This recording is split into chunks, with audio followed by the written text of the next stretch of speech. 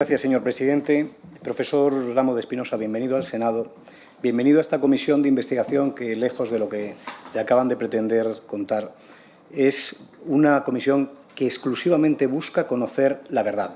Y la verdad sobre tres aspectos fundamentales. En primer lugar, la verdad sobre el desprestigio del CIS, que ha pasado de ser en los últimos 6 años de un referente de objetividad y rigor científico a estar cuestionado permanentemente por la academia, por los analistas y por también los demás investigadores.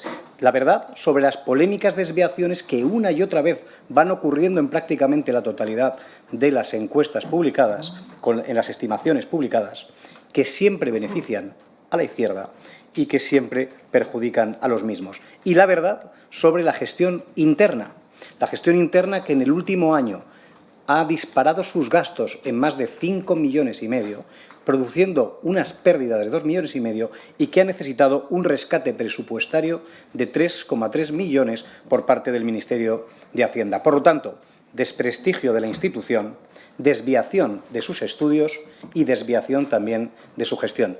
3 motivos más que suficientes como para que los ciudadanos merezcan saber la verdad sobre lo que está ocurriendo con su dinero, que es el dinero público, sobre sus opiniones y sobre sus datos. Y quiero comenzar, como no puede ser de otra manera, agradeciéndole su comparecencia, que tiene un inmenso valor para los trabajos de esta comisión de investigación que hoy comienzan. Y lo hago, además, desde el mayor y más profundo de los respetos, porque quizá el Grupo Socialista lo que quiera es mofarse y desacreditar, desprestigiando esta comisión, como acabamos de ver, y como han permitido que ocurriera en el CIS en los últimos 6 años. Pero, sin embargo, para nosotros no hay mejor manera de comenzar los trabajos de esta comisión que con la comparecencia de un catedrático en Sociología, doctor en Derecho y doctor en Sociología, doctor honoris causa por la Universidad de Salamanca, Premio Nacional de Sociología, que ha sido presidente de la Sociedad Española de Sociología y fundador y también presidente del prestigioso Instituto Elcano, además de otros muchos que no he mencionado y de otros premios que también ha recibido. Pero no solo eso, sino que para mí el mayor valor que tiene su comparecencia es haber sido miembro, de manera interrumpida, como usted ha recordado, durante casi 15 años del Consejo Asesor del CIS. Y, por lo tanto, su testimonio, que no opinión, sino su testimonio, porque lo ha vivido desde allí y desde dentro, puede arrojar mucha luz sobre lo que ha pasado y lo que ha cambiado el señor Tezanos en la metodología del CIS en los últimos 6 años. Nuestro objetivo, se lo puedo asegurar, no es desprestigiar al señor Tezanos, que ya está bastante cuestionado, ni tampoco hacer daño al CIS, sino más bien lo contrario. Queremos que dejen de hacer daño al CIS. Queremos que dejen de utilizarlo con fines partidistas, rompiendo, como usted ha recordado, su histórica neutralidad. Y queremos, sobre todo, que deje de perder prestigio. Por eso, comienzo dándole las gracias porque su intervención ha sido completamente clarificadora y me han quedado claras algunas de las cuestiones que pensaba plantearle. La primera de ellas era si usted creía que el señor Tezanos falla. Y se lo diré de otra manera. Yo estoy convencido que si Mbappé o Messi tiran a puerta 10 veces y fallan 9 dándole al palo, yo me plantearía, y usted también, ¿no será que está apuntando al palo? Pues me pasa lo mismo con el señor Tezanos, un catedrático en Sociología con un reconocido prestigio hasta que ha atravesado su etapa en el CIS, que de 42 veces que ha tirado a puerta ha fallado, le ha dado al palo. Eso sí, siempre al palo de la izquierda, en 41 ocasiones. ¿No será que no es casualidad, sino causalidad? En realidad, el señor Tezanos, a mi modo de ver, y le pregunto si usted lo comparte, no está fallando, sino que precisamente lo que pretende es evitar acertar. Y le doy algunos datos porque, como esto es una comisión de investigación sobre una materia científica, creo que los datos son tremendamente importantes para esta comisión. En Madrid 2021, desviación de 14 puntos a favor del PSOE respecto al PP.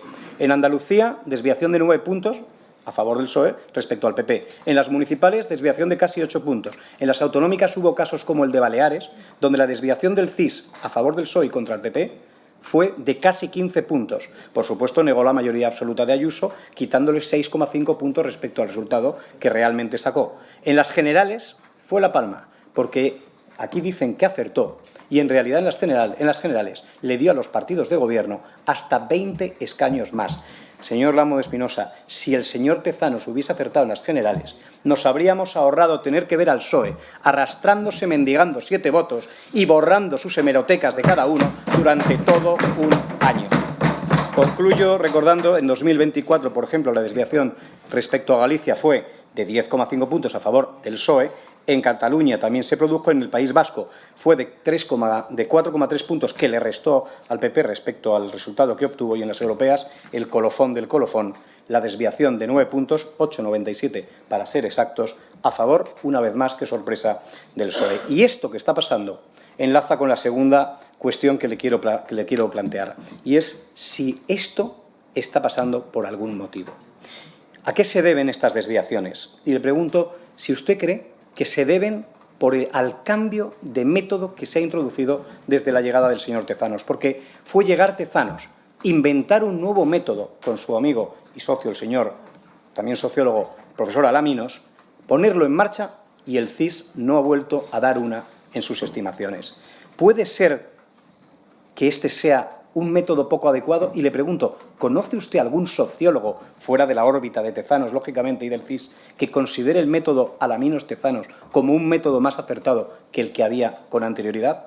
Y ya la pregunta que más nos llama la atención a casi todos, ¿puede tener que ver, porque algún mal pensado podría pensarlo, que la afiliación política del señor Tezanos, que todavía ejerce, tenga que ver con las desviaciones permanentes siempre a favor de la izquierda y en beneficio de los intereses de su partido? Estamos deseando saber si existe esa relación, porque estamos convencidos de que no puede ser otra casualidad. Entre la tercera cuestión que le quiero plantear es ¿qué intención puede tener? Y quiero recordar las palabras que usted pronunció cuando recibió el Premio Nacional de Sociología hace algunos años, ya creo que son 7, cuando usted dijo que la tarea de los sociólogos, hoy más que nunca, debía ser construir la verdad contra las apariencias, ideologías y prejuicios del constructismo social que conocemos como posverdad. Y le pregunto, ¿desviarse 41 de 42 veces o 36 de 37, como ha recordado en ese artículo de Kiko Llaneras, en contra de la verdad, es decir, en contra de los resultados de verdad, ¿no es acaso constructismo social? Es decir, utilizar los barómetros del CIS para diseñar una sociedad o plasmar una sociedad diferente a la que muestran las encuestas, las demás y las que resultarían si se aplicara el método anterior. Y siendo tan claras y tan fuera de dudas las desviaciones que hemos expuesto con los datos y con los números, ¿por qué cree usted que el señor Tezanos las mantiene? ¿Qué intención puede tener? ¿Acaso publicar 4 encuestas preelectorales desde que se convocaron las generales hasta que se celebraron, y las enumero: preelectoral, encuesta flash, barómetro de junio y otra en campaña, con las 4 con estimación de voto, pueden movilizar o desmovilizar los votos de los votantes? Dicho de otra manera, ¿cuántas personas deciden el voto? Y usted, que es un catedrático en sociología, lo conocerá porque además se van publicando estos estudios. ¿Cuántas personas deciden el voto en las últimas semanas, en los últimos días, incluso en las últimas horas, antes de la jornada electoral? Y, por lo tanto, ¿cuántas personas se pueden ver influenciadas por las opiniones y por los sesgos de las encuestas del señor Tezanos en las jornadas previas a unas elecciones?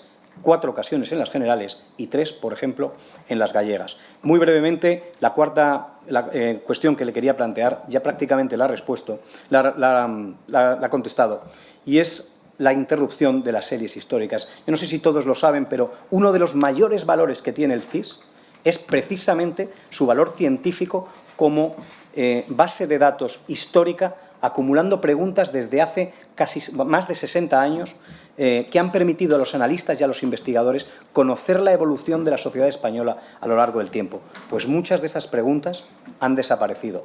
Preguntas importantísimas, como usted decía, que permiten, entre otras cosas, contrastar las opiniones sobre la valoración del Gobierno en distintas ocasiones. Pero es que también han aparecido, y usted lo ha recordado, otras preguntas tendenciosas, como por ejemplo pues aquellas que se han realizado como la carta de amor o el periodo de reflexión que se tomó el presidente del Gobierno. Y le quería preguntar, ¿considera usted que esa pregunta en cuestión es de un interés general, pero de un interés general tanto como para motivar lanzar una encuesta flash en mitad de un proceso electoral y que ha sido objeto de sanciones por parte de la Junta Electoral Central.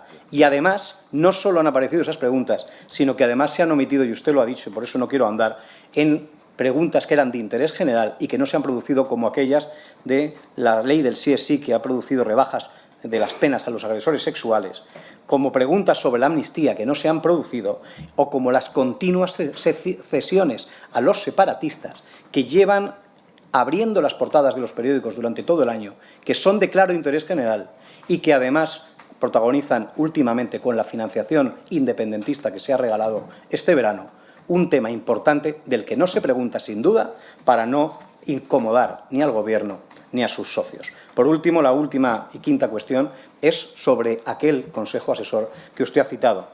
Y quiero preguntarle, ¿fue usted el único que se dio cuenta de que algo fallaba en el CIS o levantó la voz alguien más? Tristemente, como usted ha dicho, lo recordó con un mail del año 20. Estoy convencido que usted se lo recordó también al señor Tezanos en numerosas ocasiones y además en la carta de 2023.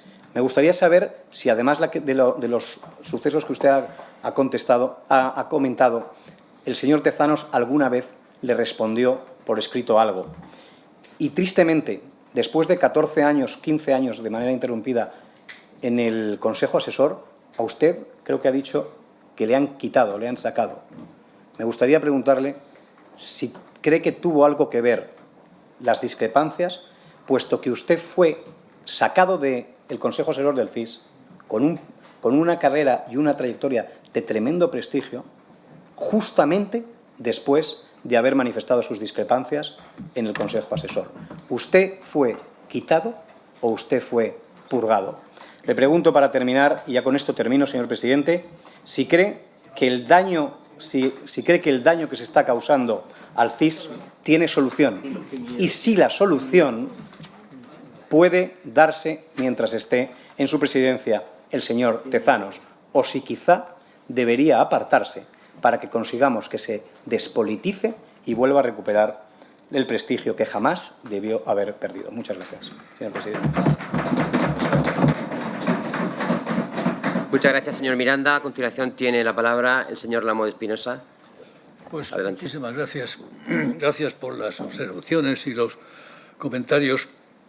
Vamos a ver, yo me guío en muchas cosas por lo que se llama la ética de la ciencia. La ética de la ciencia consiste en que uno tiene que estar siempre dispuesto a cambiar de opinión. Todas las verdades son provisionales. Si me dan un argumento mejor, pues cambio de opinión. No pasa nada. En eso consiste el progreso de la ciencia. Desgraciadamente no las he recibido y, por lo tanto, me temo que no voy a cambiar de opinión, ¿no? Por supuesto que tengo opiniones personales. Se lo comento al representante del Partido Socialista, pero en fin, yo soy una persona jubilada, soy un ciudadano particular, evidentemente me manifiesto, no soy el director de CIS. Y cuando he sido director de un organismo relevante, y lo he sido en algunas ocasiones, pues he cuidado mucho cuáles eran mis manifestaciones. Y he evitado, efectivamente, comprometer a la propia institución, lo fundamental, he evitado comprometerlo. Yo creo que esto no se ha dado en este caso y he tratado de argumentarlo en ese sentido, ¿no? Vamos a ver, la mayor parte de las intervenciones se han centrado en lo que son los sondeos electorales y las predicciones electorales. Es la parte más visible del CIS, sin duda alguna la más visible y la que da lugar a más debates y a más preocupación. No es, sin embargo, ni siquiera la parte más importante del CIS, y me gustaría insistir en ello. El CIS realiza una labor, digamos, de indagación de la opinión pública, de tendencias, etcétera, de largo plazo, con series históricas muy relevantes, y eso es fundamental para entender la sociedad española. Es fundamental. Y, por lo tanto, ahí hay una labor de fondo extraordinariamente importante, y por eso la ruptura de series históricas, luego aludiré a alguna de ellas, me parece especialmente lamentable, ¿no? Pero me parece muy importante eso. Por lo tanto, voy a hablar de las series, de las predicciones electorales y luego hablaré un poco del resto, ¿no? Vamos a ver, se me pregunta si son estimaciones normales, anormales, azarosas, intencionadas, porque, o sea, las estimaciones, no hay un protocolo formal acordado por todos científico de estimación del resultado electoral. No existe tal cosa. En ese sentido, por así decirlo, cada maestrillo tiene su librillo y tiene su cocina. Hay unos usos y unas prácticas usuales. Lo estándar es ponderar los resultados por el recuerdo de voto. Eso es lo estándar y eso es como se suele hacer siempre. Pero luego entra la cocina propiamente y la cocina consiste en que eso a su vez se modifica, se suaviza en función de la simpatía, en función de la historia, en función de un conjunto de variables y ahí, bueno, la mano izquierda del esto interviene muy mucho.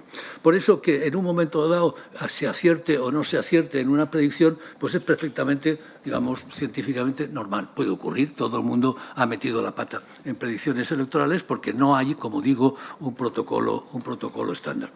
También es cierto que si uno cambia el protocolo estándar, es decir, lo iba haciendo de un cierto modo y de pronto lo cambias, lo lógico es mantener el antiguo durante al menos un tiempo para poder ver en qué medida se están produciendo sesgos o no se están produciendo desviaciones y, por lo tanto, mantener los dos en paralelo, cosa que no se hizo, ¿no?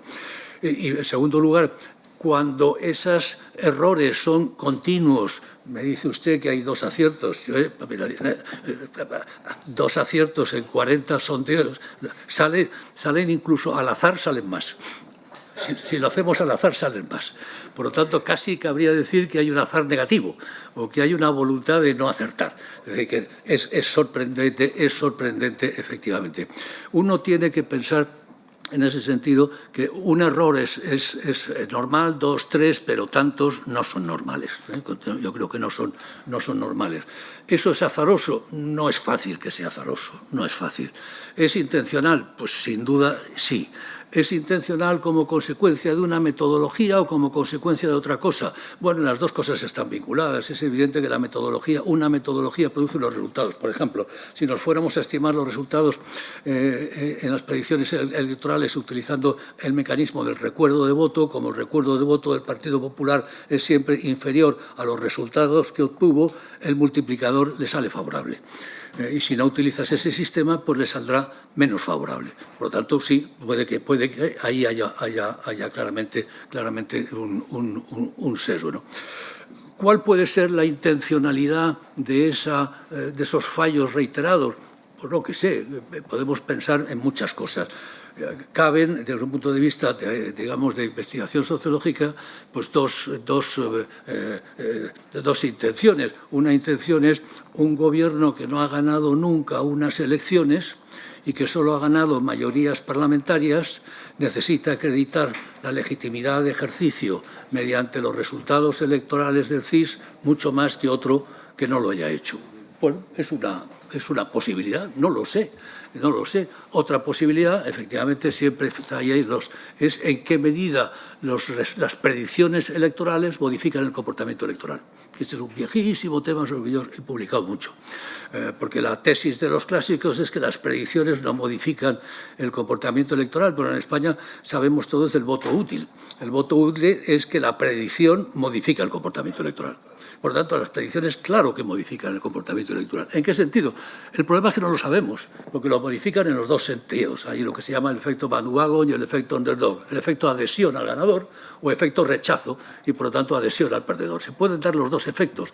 ¿En qué medida se dan uno u otro? Pues no lo sé. A priori no se puede saber. De modo que pretender manejar eso es hacer un poco de aprendiz de brujo.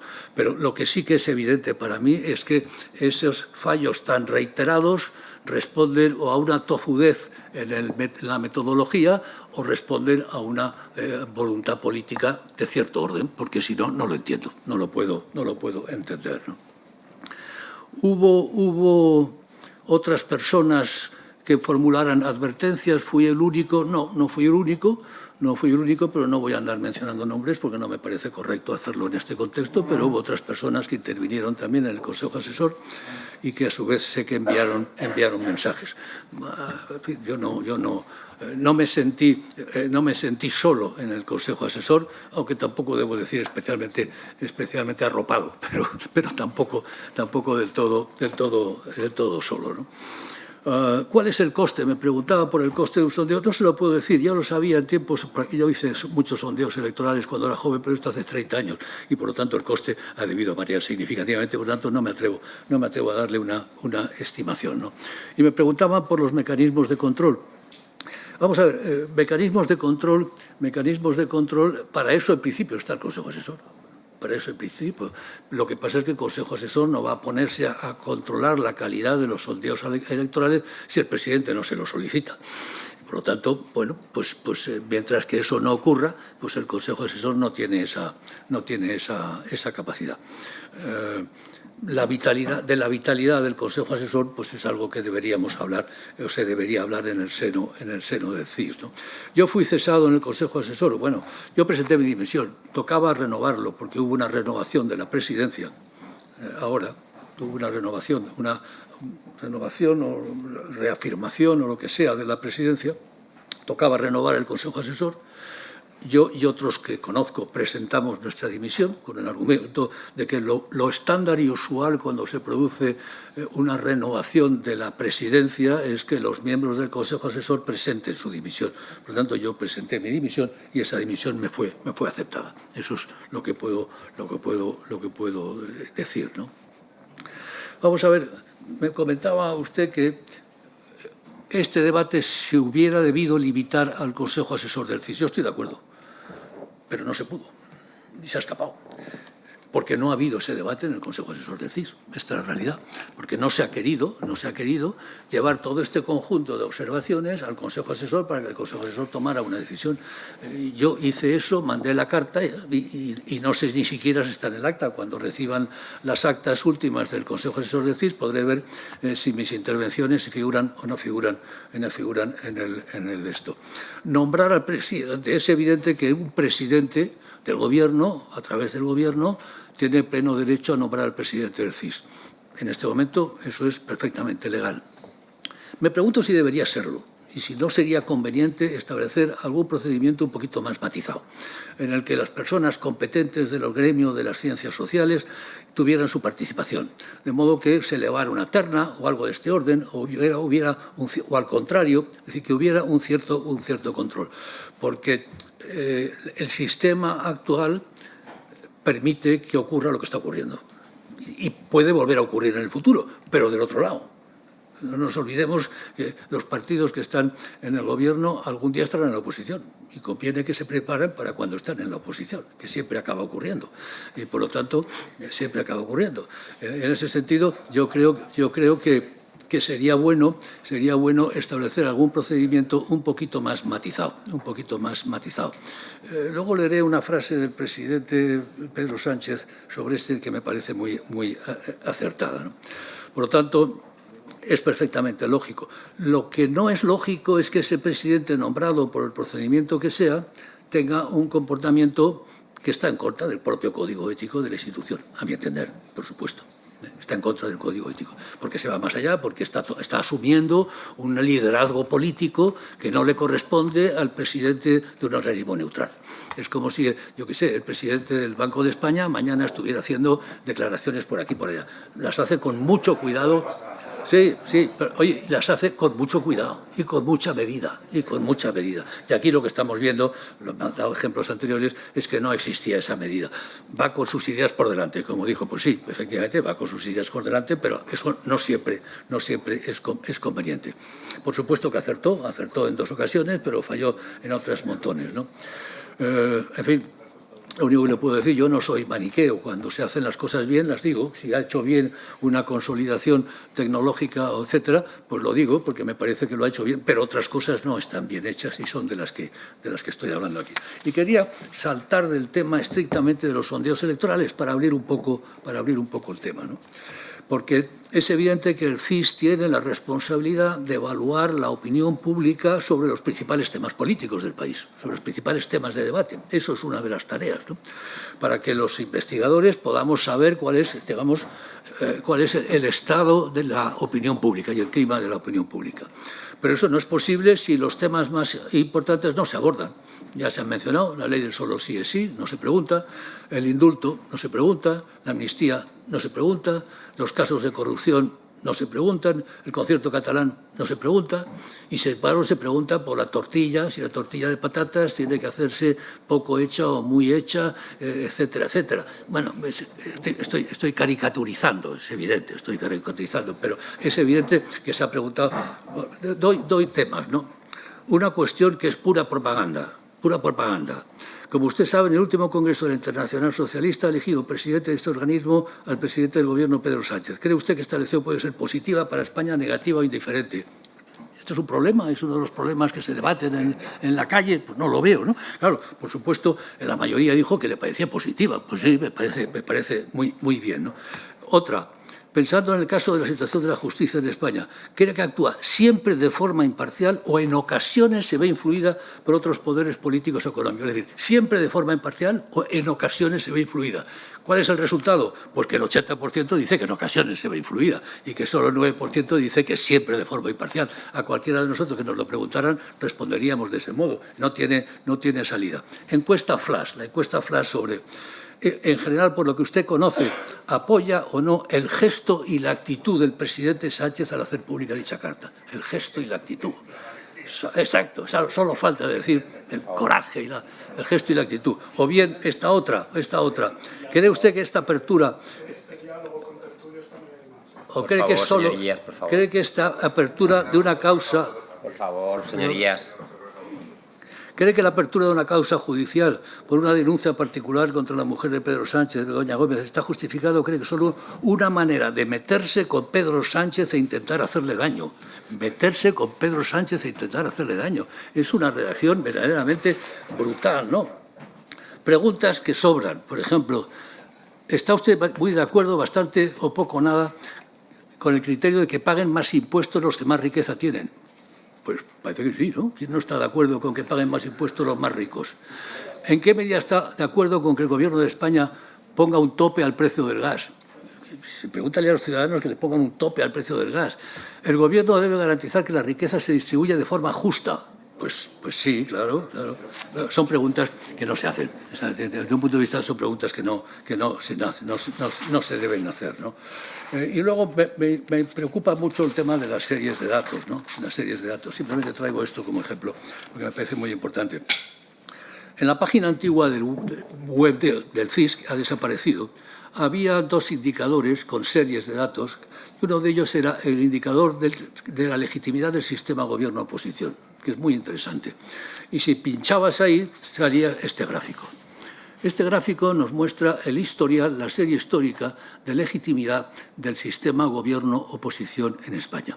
Como vemos, esa legitimidad era muy alta, 50-60%, y empieza a caer, ¿cuándo? En el 2004, curiosamente. Y a partir del 2004 no deja de caer, cae, sube un poquito y se ha mantenido en niveles bajísimos.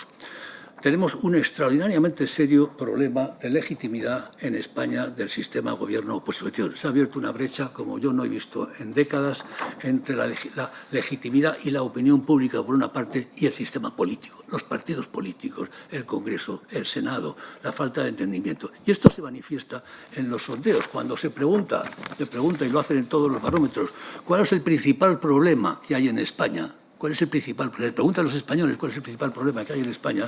Les leo los últimos resultados. Estos son del barómetro de septiembre, pero lleva siendo así años. El primero, los problemas políticos en general, 12,4. Segundo, la inmigración. Tercero, gobierno y partidos políticos concretos, 8,4. Tercero, el paro.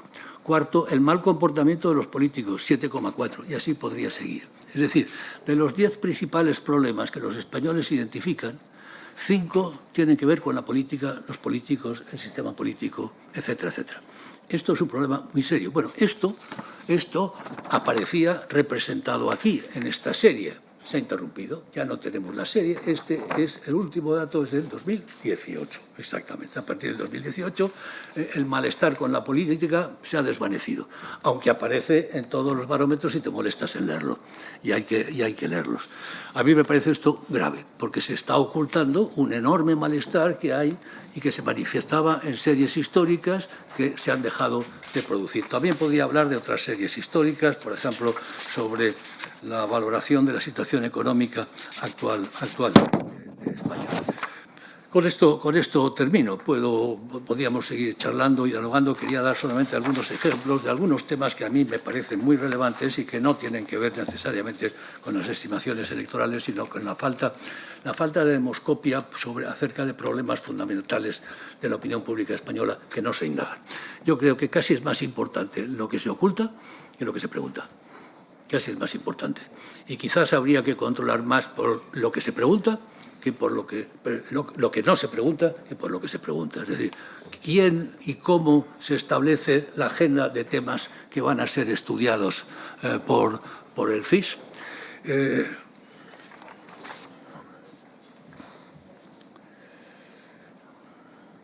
Mire, le voy a leer finalmente una frase sobre la regeneración democrática, que es del presidente del Gobierno, del actual presidente del Gobierno, que dice: la regeneración democrática consiste en mejorar la calidad de las instituciones e impulsar reformas en el sistema democrático.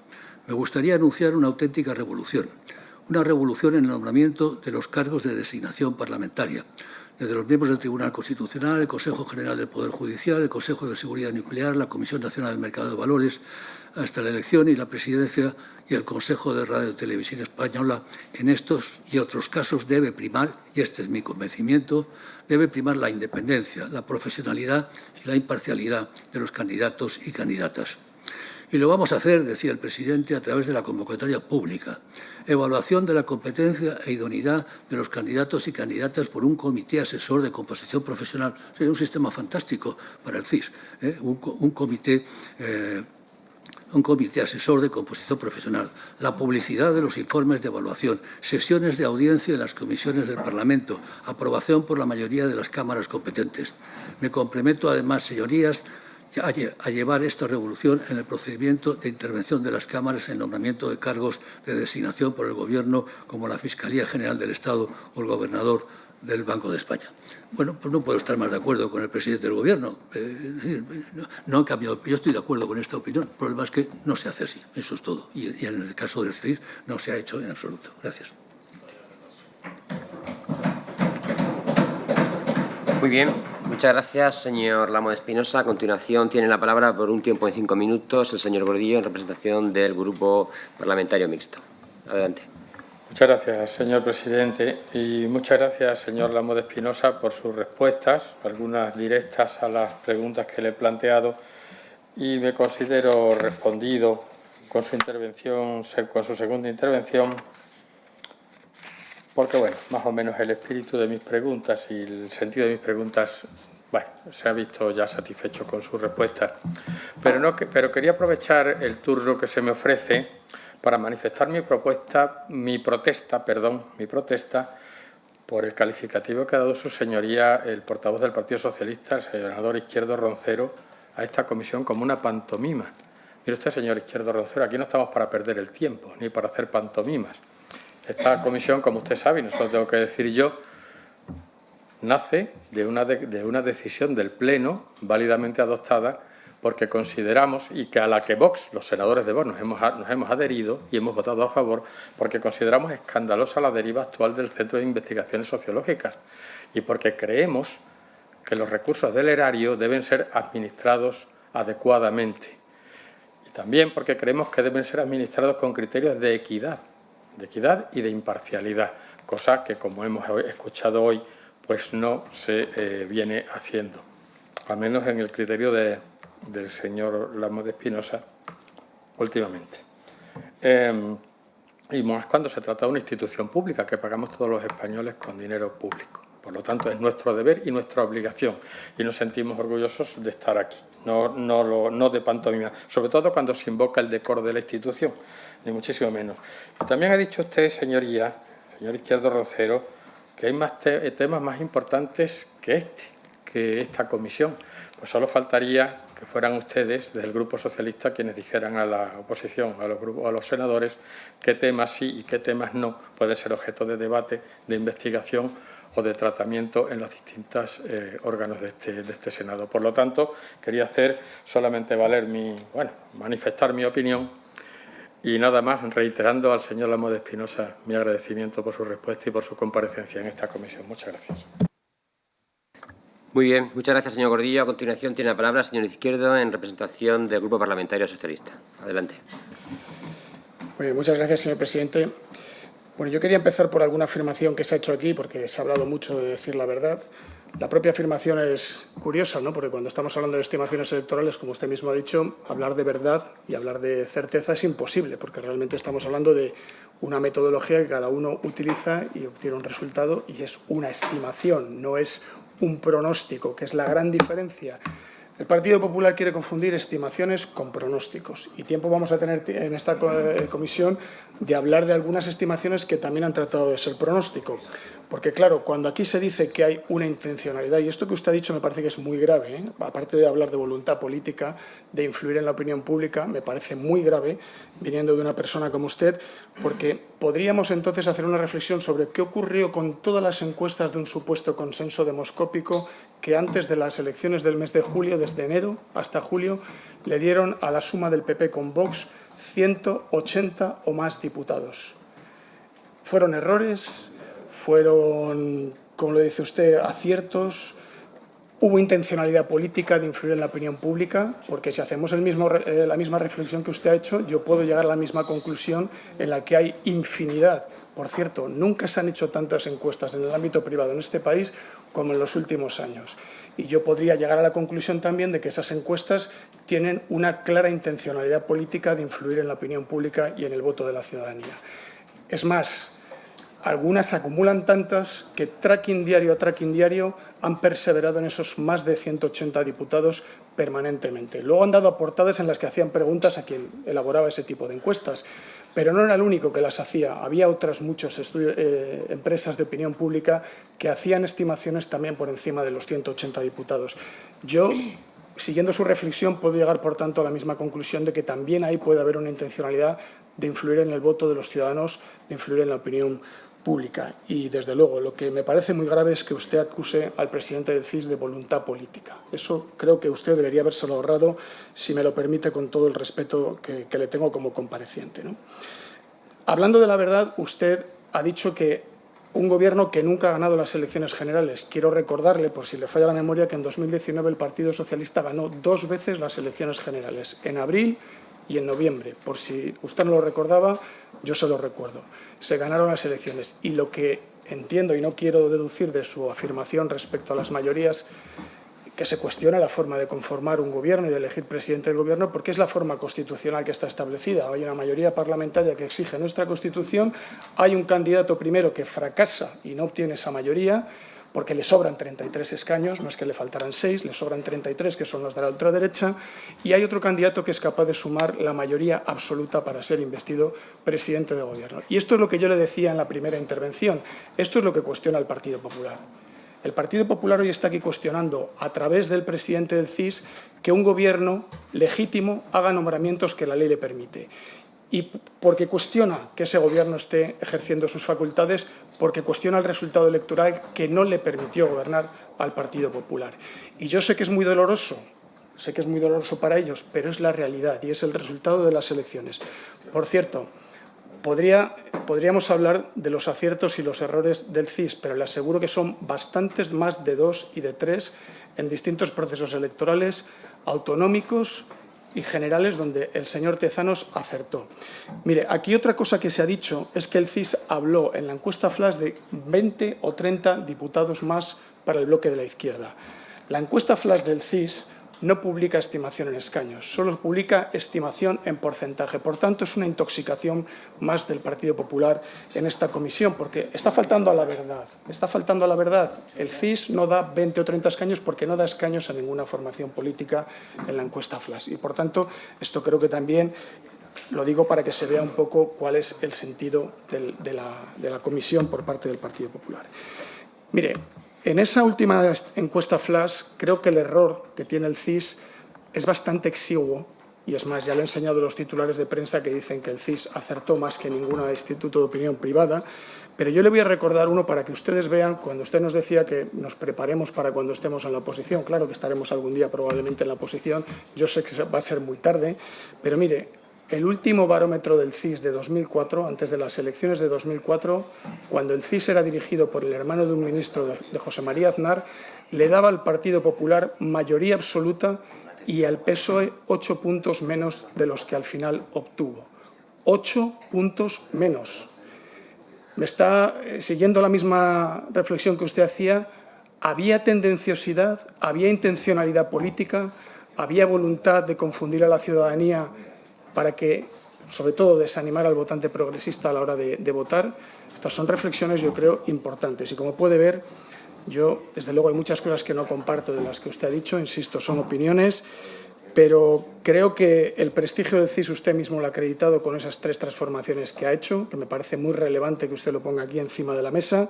En segundo lugar, el CIS ha acertado en muchas ocasiones y, en particular, en los procesos de elecciones generales ha acertado en relación a cuáles iban a ser las posibilidades de conformar gobierno, tanto en el 19 como en el 23. Y, por contra, me temo que hay otros estudios de opinión privada que tratan de dar a entender que lo suyo es lo correcto, y lo cierto es que hemos visto, le insisto en el dato, mayorías de 180 escaños para la suma Partido Popular y Vox, y ¿dónde se quedó? En 10 o 12 escaños por debajo en algunos casos. Por tanto, si nos ponemos a hacer análisis al detalle, pues yo creo que esa reflexión que usted ha hecho es interesante para que hagamos una reflexión sobre algo que también ha dicho el presidente del Gobierno y que quiero insistir en ello. Aquí hay una realidad. El CIS es absolutamente transparente. Usted dice que se han roto series como la de los problemas. Yo creo que no es tan complicado para un profesional sumar los datos y hacer ese gráfico. Creo que no es tan complicado. Por tanto, me parece que, en fin, es una afirmación exagerada, por decirlo de una manera coloquial, ¿no? Pero fíjese, lo importante es que el CIS hace públicos todos sus microdatos, y usted y cualquier persona más o menos profesional puede sacar sus conclusiones e incluso hacer sus propias estimaciones electorales. Y este es el gran valor del CIS. ¿Qué ha propuesto el presidente del Gobierno? Que todos los microdatos de las encuestas que se publican también se hagan públicos, para que todos podamos también llegar a la conclusión de si esas encuestas y esas estimaciones son coherentes o hay voluntades e intencionalidades políticas, como usted señalaba, a la vista de los resultados que muchas de ellas han arrojado. Y concluyo con una cosa. Agradezco que usted haya aclarado aquí que dimitió y que no fue cesado, porque esta es otra de las cosas que probablemente el Partido Popular trataría también de tergiversar de su intervención. Yo insisto, creo que el CIS hace un trabajo extraordinario. Usted también lo ha corroborado en algunas de sus afirmaciones. Creo que esta comisión tiene un objeto, en fin, hemos hablado de cosas que son más para un debate académico que para un debate político, y, por tanto, creo que este debiera de ser otro el ámbito de discusión de estas cuestiones. Otra cosa es que el Partido Popular solo esté interesado en hacer ruido, ruido y mucho ruido, todo el que pueda, y más en esta casa que, como dije antes, utiliza como un tambor de hojalata para aporrear en él con su mayoría absoluta. Muchas gracias. No, muy bien, muchísimas gracias, señor Izquierdo. A continuación tiene la palabra el señor Miranda de Larra. Adelante.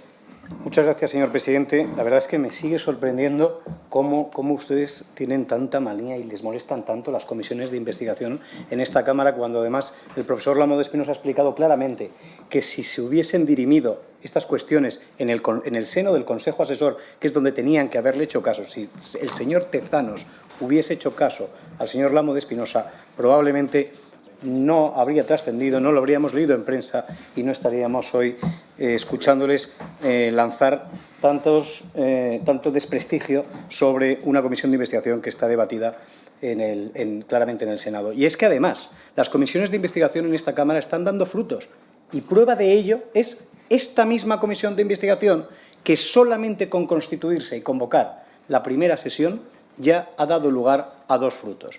El primero de ellos es el milagro de las cuentas anuales. Sí, de las cuentas anuales del 2018, 2019 y 2020 que el CIS no publicaba, y que ha bastado que nosotros la pidamos y convocamos y constituyamos esta comisión de investigación para que milagrosamente el CIS no haya tenido más remedio que publicarlas, y hoy están a disposición de todo el mundo en la página web del organismo. Y el segundo milagro que ha ocurrido solo con convocar esta comisión es que ya sabemos por el propio presidente del Gobierno que ni él mismo ni Pedro Sánchez se fía del señor Tezanos, porque ha tenido que acudir a un compareciente de nuestro listado de propuestos comparecientes para buscar a un profesional de un instituto privado, que ya hemos visto y ha visto usted, señor Lamo de Espinosa, cómo opinan de los institutos privados. Ha buscado a una persona, a un experto de un instituto privado, para que le cuente las verdades en la Moncloa, mientras tienen a Tezanos en el CIS para que nos cuenten las verdades oficiales a todos los demás.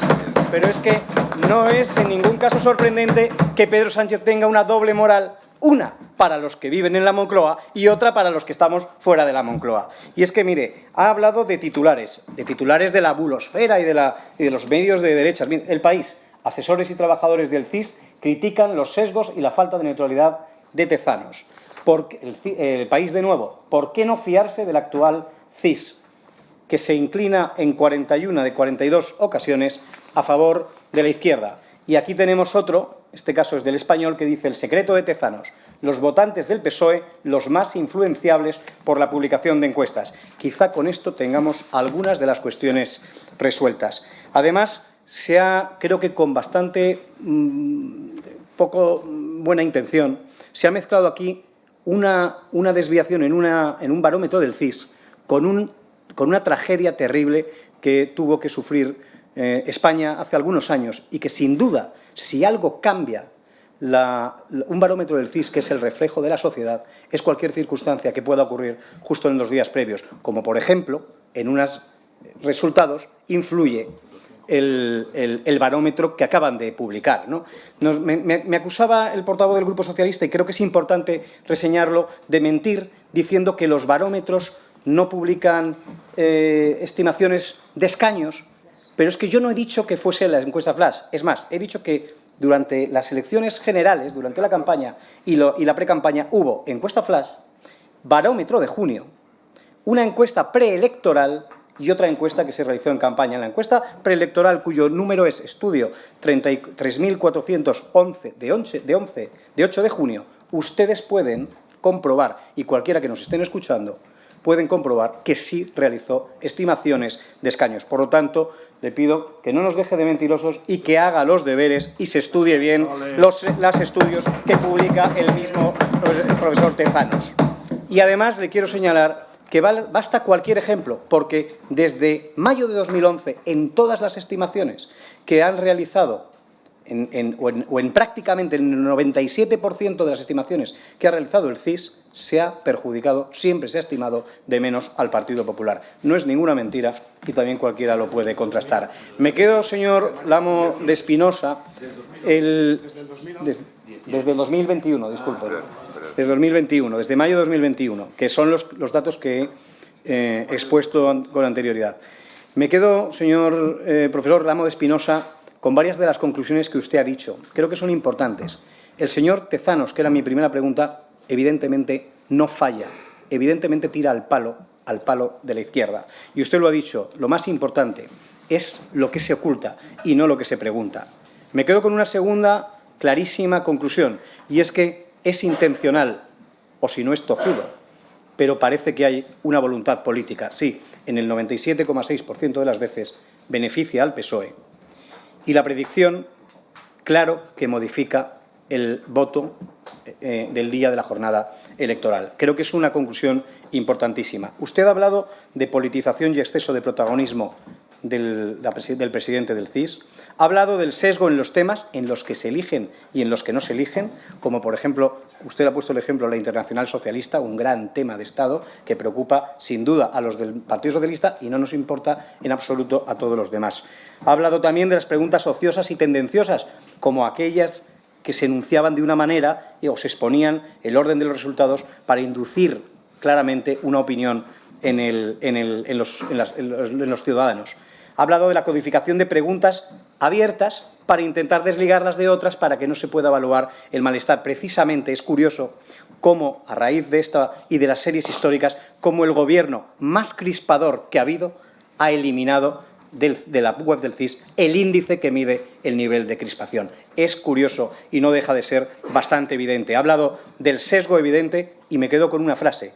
No consiste en predecir lo que hace el CIS, sino que consiste en producir resultados. Es bastante evidente. Y, por último, que el comportamiento del señor Tezanos va en contra del Código Ético. Y creo que esto es quizá lo más grave de todo lo que se ha dicho hoy. Quiero terminar únicamente diciendo que entiendo al Grupo Socialista, entendía al portavoz de la Comisión de Koldo el papelón que tenía, pero hoy he descubierto que el papelón que tienen ustedes en esta comisión para hacer una defensa así como hacen del señor Tezanos es tremenda, aunque también lo entiendo, porque ustedes entiendo que se están ahorrando un dineral en encuestas con todo esto.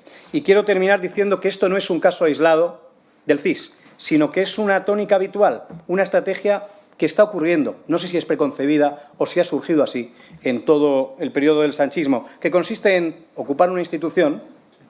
Oye, legalmente nadie está diciendo que no se pueda nombrar al presidente del CIS, utilizarla a su servicio, que es lo que me parece tremendamente inmoral, y a costa, sobre todo, de su prestigio. Usted decía antes que el CIS está perdiendo prestigio, en su primera intervención, con cuestionarios sesgados y que debe rectificar. Nosotros opinamos lo mismo, debe rectificar. No sé si está a tiempo. Lo que sí tengo muy claro es que esta comisión de investigación va a servir, por lo menos, para llamarle la atención. Y quizá estemos todavía a tiempo para liberar al CIS y quizá al señor Tezanos de su obligación de obediencia debida a Pedro Sánchez y ayudar al CIS y quizá también al señor Tezanos a recuperar el prestigio que no debían haber perdido. Muchas gracias y le reitero nuestro agradecimiento, señor Lamo de Espinosa. Muchas gracias. Bueno, no habiendo más intervenciones, según el plan de trabajo aprobado por la comisión, le agradecemos al compareciente, al catedrático emérito de Sociología de la Universidad Complutense de Madrid, don Emilio Lamo de Espinosa, su intervención y se levanta la sesión. Muchas gracias.